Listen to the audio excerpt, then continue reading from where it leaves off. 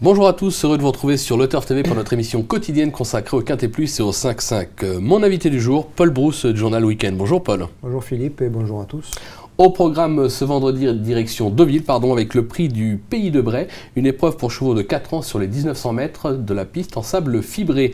Le sommaire, on va démarrer par l'analyse du Quintet Plus 5-5, suivra le prono de notre consultant, sans oublier les conseils de jeu. En parlant de jeu, je vous rappelle que si vous n'êtes pas encore client Le Turf, vous pouvez bénéficier d'un bonus de bienvenue de 200 €, voire conditions sur le site. Allez, on attaque avec nos partants, Paul. Je sais que vous êtes chaud bouillant, vous nous l'avez dit avant l'émission, vous allez le donner pas plus loin qu'en 7. Donc on reviendra sur le 7e de son pronostic parce qu'il est chaud aussi avec ce cheval-là. Mais on va commencer avec l'As, l'Ictus, favori tout indiqué, deuxième d'un quintet canois fin janvier, spécialiste du sable, base incontournable, au papier. Avant le coup, il a tout pour lui, oui. D'ailleurs, il a gagné sur ce parcours, confirmant son aptitude aux pistes en sable en général.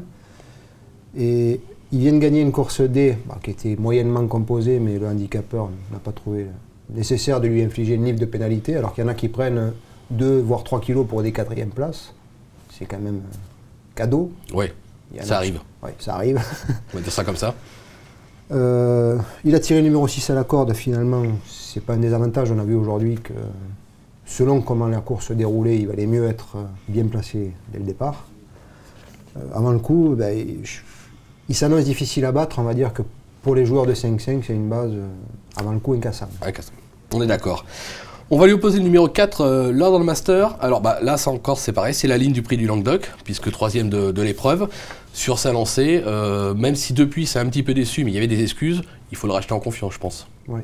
Il avait tout, avant de finir 3e du prix du Languedoc, il avait tout montré sur ce parcours-là. Où il terminait 11e, mais il leur marchait dessus, il n'a jamais pu vraiment s'exprimer. Il a montré donc dans le prix du Languedoc qu'il était pris à son juste poids. Tout à fait. Qu'il était donc compétitif dans cette catégorie. Et comme vous dites, apparemment son dernier échec est excusable, puisqu'il s'est fait galoper dessus selon son entraîneur. Et il est rentré avec de fortes atteintes. Tout est rentré dans l'ordre. Il devrait pouvoir se racheter. D'autant que le lot est assez hétérogène. C'est pour ça que j'étais assez confiant. D'accord. En 3e position, un petit coup de poker avec le 16 Marlinka. Alors bon, elle retrouve un poids plutôt favorable par rapport à cette catégorie.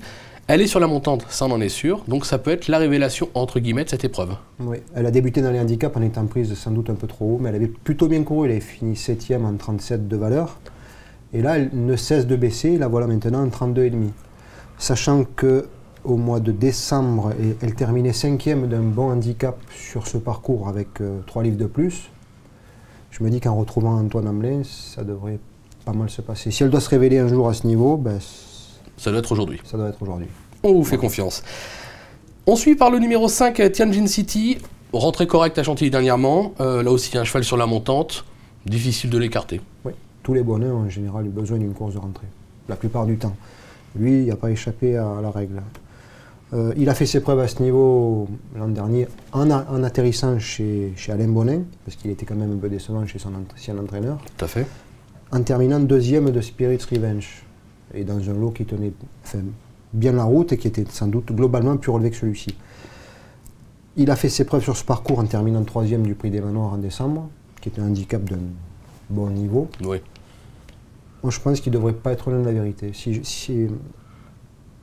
On va dire, si j'étais certain de sa condition, je l'aurais peut-être même mis en tête, voire en 2. Ouais, il aurait eu une course ou deux de plus dans les jambes. Une course de plus, c'est sûr, il était sans doute même devant l'Ictus. D'accord. Il va gagner un quintet, rapidement, je pense. Peut-être sur le gazon, je ne sais pas. Mais en tout cas, il a fait ses preuves sur le sable, il mérite d'être retenu. Si ce n'est pas aujourd'hui la victoire, en tout cas, la prochaine fois, il faudra le retenir. Ouais. On s'en souviendra. En 5e position, le numéro 8, Murillo. Alors, c'est un vrai métronome. Il vient de gagner à Chantilly. Là, on en parlait tout à l'heure. Par contre, l'handicapeur ne l'a pas loupé. 3 kilos. Sur sa lancée, 3 kilos, c'est quand même 3 kilos. Mais bon, sur sa lancée, pareil, il faut s'en méfier quand même. C'est la forme du moment. Ouais. Oui, il est en forme. Et le sable, c'est son truc. 7 sur 7 sur les pistes en sable. 3 sur 3 sur le parcours. C'est vrai que 3 kilos, c'est sévère pour un succès acquis d'une encolure. Mais j'ai l'impression, c'est mon avis, que le handicapeur en a profité pour réajuster sa valeur réellement. On a vu qu'aujourd'hui, Dr Sim, avant de gagner facilement son quintet, il avait pris 3 kilos pour un succès dans un réclamé. Alors que l'Ictus n'a rien pris pour un succès dans une course D. Parfois, il y a des choses un petit peu. Donc le handicapeur a réajusté sa valeur. Il avait terminé d'ailleurs deuxième de l'Ictus sur ce parcours où il n'y avait pas beaucoup d'écart. Il y avait 3 kg d'écart et une demi-longueur. Là, il y a 5 kg d'écart. Donc en gros, Murillo, à la base, était idéalement placé dans les handicaps et le handicapeur a revu sa copie. Oui, oui. Non mais c'est bien, de temps en temps il faut reconnaître ses erreurs et apparemment le handicapeur les a reconnus, ce qui n'est pas toujours le cas. Enfin ça c'est un message personnel.